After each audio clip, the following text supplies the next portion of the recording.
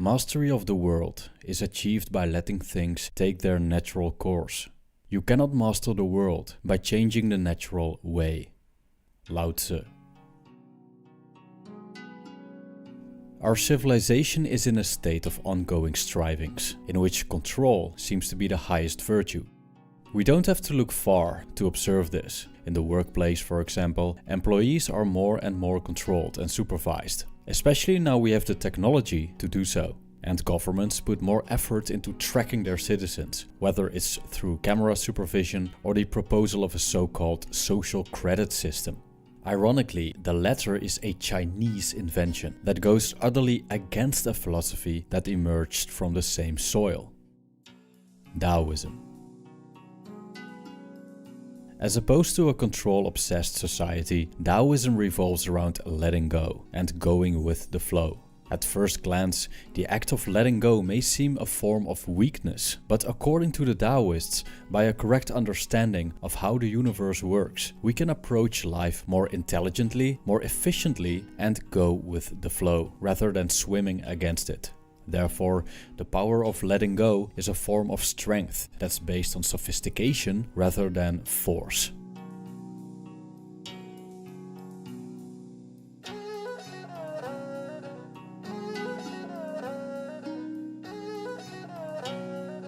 The Tao Te Ching, the main Taoist scripture, was written by a mysterious sage named Lao Tzu. There are countless ways in which we can interpret this text. One way is to see it as a guide for a ruler. What characterizes the passages of the Tao Te Ching regarding governance is that Lao Tzu puts emphasis on ruling by not ruling, as he compared governing a country with frying a small fish. Too much poking spoils the meat. He argued that when a ruler tightens his grip on the people, all kinds of negative side effects will occur. We see that people become distrustful towards one another when the government is too patronizing. And when it's too intrusive, people become rebellious. But when a leader is unobtrusive and acts with integrity, then people will become whole, as they are granted the space to naturally evolve. It's clear that Lao Tzu favors a passive form of governance, which doesn't just apply to ruling a state, but also to the governance of ourselves. Because letting things go is the key to let nature do the work, which applies to any level. In this video, I would like to show you several ways in which Taoism shows us the power of letting go. The first one is the art of non-doing. The Taoist concept of Wu Wei can be explained as effortless action, or the so-called flow state, but also as non-doing, or knowing when to act and when not to. When we take a critical look at ourselves, we see that the need for control prevails in many areas of life. We feel the need to control our pets, our children, our gardens, our video games, in some cases our partners, and first and foremost, our future. Now, control isn't always a bad thing. In order to survive, we need to exert our influence on the environment to some extent. Especially self-control can lead us in a positive direction. Without control, human civilization would probably never have occurred. But too much of it doesn't get us anywhere. It seems that we systematically underrate the natural influences that lie at the basis of our daily lives. We can't control everything, and many things happen when we stop controlling them. Let's take a tree, for example. We can plant it, we can water it, we can add some fertilizer and make sure it's exposed to enough sunlight. But any more intervention would only damage the process, because we interrupt nature from doing its job. Another example is attraction. The first step to attracting someone is simply showing ourselves, so that the person we want to attract knows that we exist. Then, attraction either happens or not. When attraction is there, one can easily blow it by taking too much action. Attraction is a natural phenomenon that is beyond our control. It absolutely cannot be enforced. Instead, it has to grow or erupt spontaneously. And there's only one way to let the seed of attraction grow into a beautiful tree, which is not intervening, aside from the occasional watering. Silence makes the heart grow fonder. That's why letting go is vital in relationships, because by letting go, we give space to the forces of the universe to unfold. After a fight, for example, anger naturally erodes. And when trust is breached, one cannot enforce restoration. It has to grow back naturally. So letting go makes the difference between controlling and allowing. The second one is embracing change. The Taoists were very aware that life unfolds in a constant movement between opposites, between high and low, light and dark, yin and yang. There isn't much we can do about it, and the most efficient way of living is simply moving along with the waves of existence. The flow of life and its transformations are inevitable, yet we see so many people cling to their circumstances. In the metaphor of the river stream, they hold on tightly to a branch or a rock, afraid to let go, because they want complete control over their position. They simply don't trust the universe. And the consequence of this is a rigid lifestyle. They see life passing them by, including many opportunities for positive change, and they miss out on a lot of fun. As Lao Tzu wrote in the Tao Te Ching, and I quote, "The living are soft and yielding, the dead are rigid and stiff. Living plants are flexible and tender, the dead are brittle and dry." End quote. There are also those who swim against the stream. They are the biggest energy wasters of them all.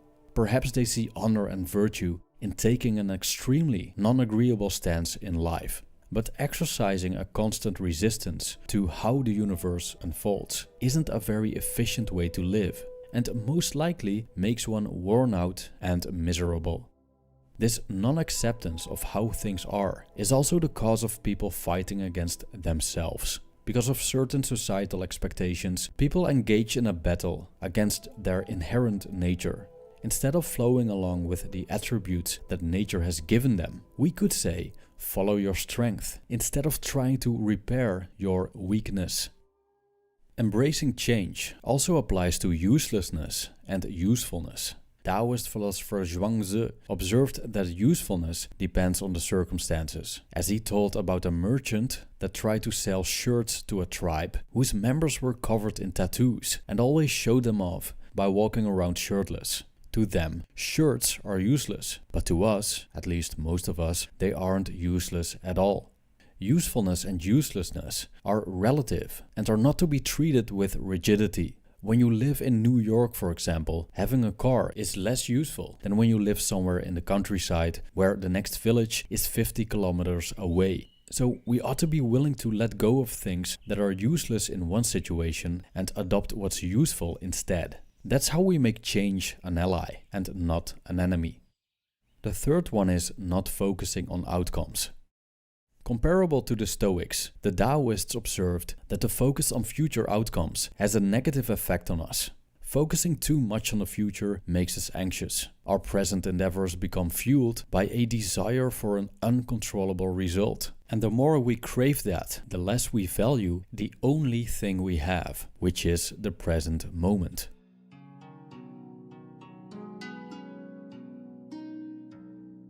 Zhuangzi goes one step further by telling us that the more we value something external, the worse we perform in the present. He tells us about an archer that loses his ability to shoot when he focuses too much on the prize. I quote, "He who is contending for a piece of earthenware puts forth all his skill. If the prize be a buckle of brass, he shoots timorously. If it be for an article of gold, he shoots as if he were blind." The skill of the archer is the same in all the cases, but in the two latter cases, he is under the influence of solicitude and looks on the external prize as most important. All who attach importance to what is external show stupidity in themselves. End quote. Now, this doesn't mean that the people that want external things are stupid. It means that when our minds are in the future, we paralyze ourselves in the present. This principle lies at the basis of the flow state that we see in activities like sports, art, and dancing. When we experience this flow state, we're so immersed in the task at hand that we completely forget about the future. It's like the dance dances itself.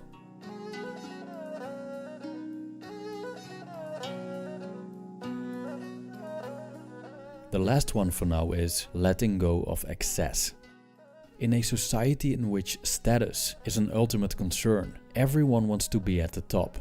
Not because it's necessarily the best place to be, but because we have collectively decided that high status is preferable and low status is horrible. This also comes with a collective pursuit of the former and a collective aversion to the latter. But the tallest trees catch the most wind. And when we are at the top, it takes a tremendous amount of effort to stay there, because everyone wants to take your position. It's stressful compared to the lower regions, in which one lives more privately with less competition, less enemies, and in general, less effort. The other extreme, however, is a place of deprivation. If we deliberately seek the absolute bottom, we become ascetics. Although in a different way, there's still a strong attachment, the attachment to deprivation. The question we can ask ourselves is, what do we truly need?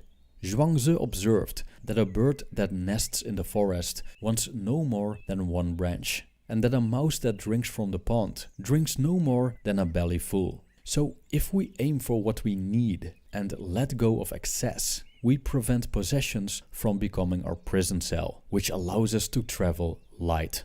Epicurus observed as well that the basic necessities for life are easy to come by, and that living moderately is the key to happiness. It's a path that's easy and sustainable. As Lao Tzu wrote, "Those who use moderation are already on the path to the Tao." End quote. When we stop striving, we give nature space to unfold. In trusting the universe and accepting that it's ever-changing lies the opportunity to become loose and supple, instead of rigid and brittle.